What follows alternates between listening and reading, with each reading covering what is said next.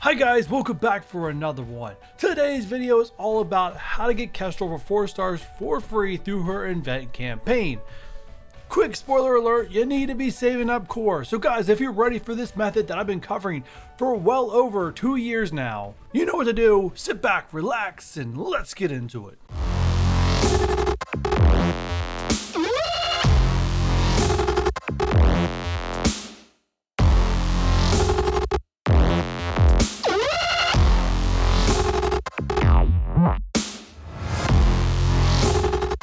Alright guys, we are jumping in game first before I show you any of my slides, just to go over some details with this event. So it is Take Flight, the event campaign character like we had for Multiple Man and a lot of other characters before that. I think Shatterstar was before Multiple Man, going way back. So we jump in, hit view. Again, this will be launching Friday night in the United States. Other places, it's going to be launching overnight into Saturday or Saturday morning for some of you.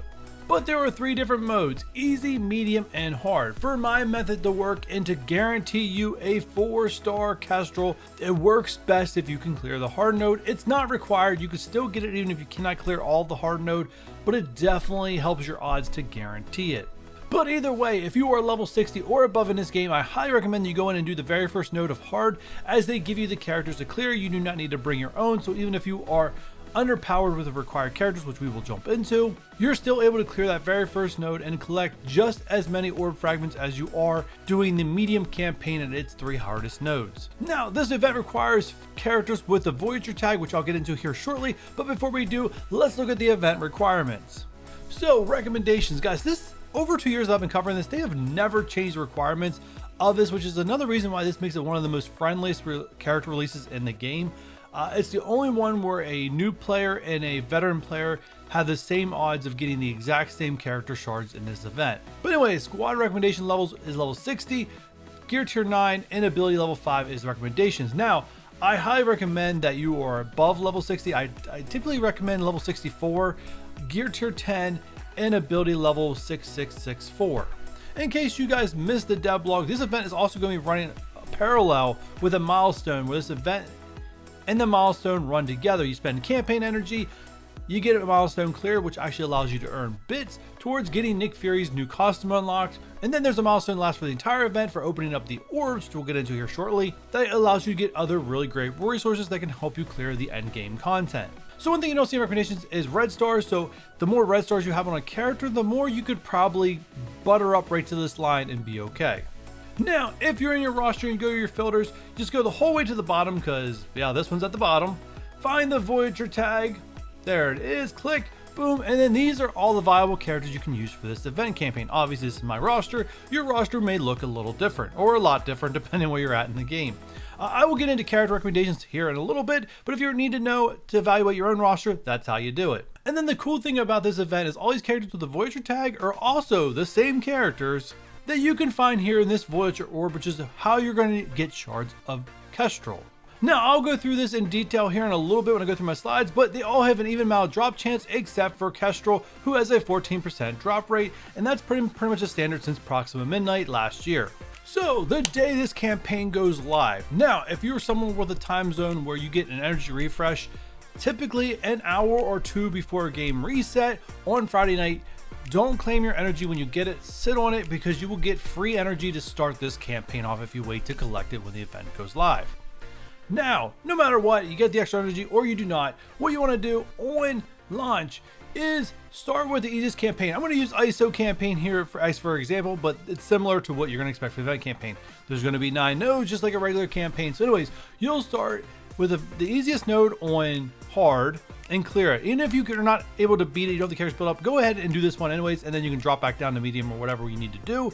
But once again, for my method to work at its best and to guarantee you the 4-star, the hard campaign is required to be cleared.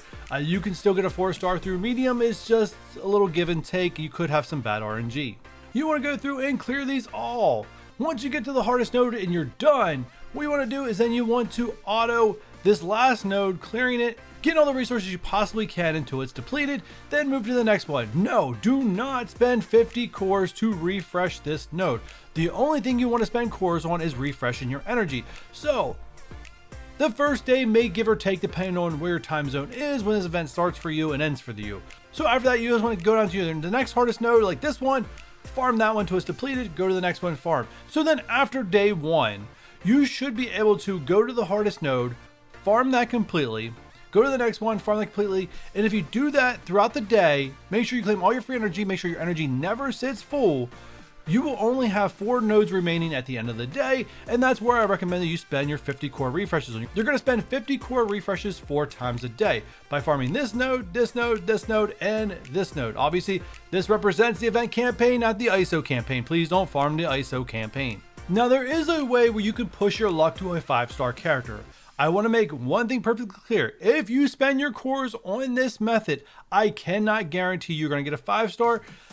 It's all RNG dependent. You need a little better than the average luck drop rate to get the 5-star. Now, I have gotten the 5-star more times than not doing this method, but once again, I have to make perfectly clear it's not guaranteed, and you will spend a lot of cores gambling on this. So assuming that you did all that method for the 50 cores and you want to spend 2 100 core refreshes, then you just want to drop down to the medium campaign, farm this node, and if you did everything correct, you'll have some energy left over. Just farm the remaining on this energy. And if you do that for the entire campaign, there's a chance that these 2 nodes will deplete themselves. Just move to the next one and farm that with the remaining energy. Now, if you do that method, you end up with 50 to 51 orbs. And like I said, if you can get just a little bit above the average drop rate, you will net yourself a 5-star Kestrel. Once again, so just to guarantee the 4-star, all you have to do is spend the 50 core refreshes. And if you don't have a bunch of cores spent up, I highly recommend taking the safe route. Don't waste all your cores trying to push for a 5-star when it's not guaranteed. But if you want to gamble, what a better character to gamble for. So this is more like what an event campaign looks like. And if you do this correctly, on the first node here, you'll get 500 orb fragments. Same thing with the second node, third node, which are these 3 right here. And on this 4th node, which is the first one you should do, you should probably do it in the opposite order. I'm then putting them out here. You'll get 600 orb fragments, which means every day, just doing the 50 core refreshes, you are earning yourself 1 extra orb. And there's a little bit of fraction left over, which might help you round up to a full orb at the end of this event. Now, on the medium campaign, you get the same ratio for 500. You just won't get 500 per node. I think it's like 400 per node, but because of the energy that you save, it's the same equation as farming these 3 nodes. So the 3 highest medium nodes give you the same ratios as the last 3 in the hard campaign. Just if you needed to know that information, that's what it is. So let's get into my character recommendations with the Voyager tag. Obviously, if you unlock Kestrel early and already ranked her up, obviously first choice, pair with Nick Fury, great. Surfer, if you're a free-to-play player and you unlock Surfer for 2 stars, I think Surfer at 2 stars will be great for this campaign. I don't see where he's not unless they really make this campaign overpowered where you need extra star level, which means if they do that, I don't know if any character is going to be able to beat it. So I hardly doubt they did that. But anyways, outside that, Moon Knight, White Tiger combo is pretty good. You got Falcon for the speed up, you got Ghost self-healing, can do a lot of damage. Same thing with Captain Marvel. And then you got the Rocket combo. Now, just because you may see another character you want to use on this list doesn't mean they're not usable, because there's a thing called the Healer ISO, which if you are a newer mid-game player, I highly recommend that you put ISO in characters that you're using for this campaign. Not needed if you have build up characters will pass level 70, but honestly, if you're trying to draw the line right there at that level 60, you're definitely going to want the Hero ISO probably on all 5 of your characters. And I highly recommend they be level 3. But like I said, just because you don't see the recommended characters doesn't mean they're not useful. Look at your own roster, come up with your best characters you want to use, and go for it. So let's talk about this orb that I teased out earlier. Once again, every character that has the Voyager tag is in that orb except for these 5. For some reason, they did not put Polaris and Multiman in this orb. I wish they had, but they did not.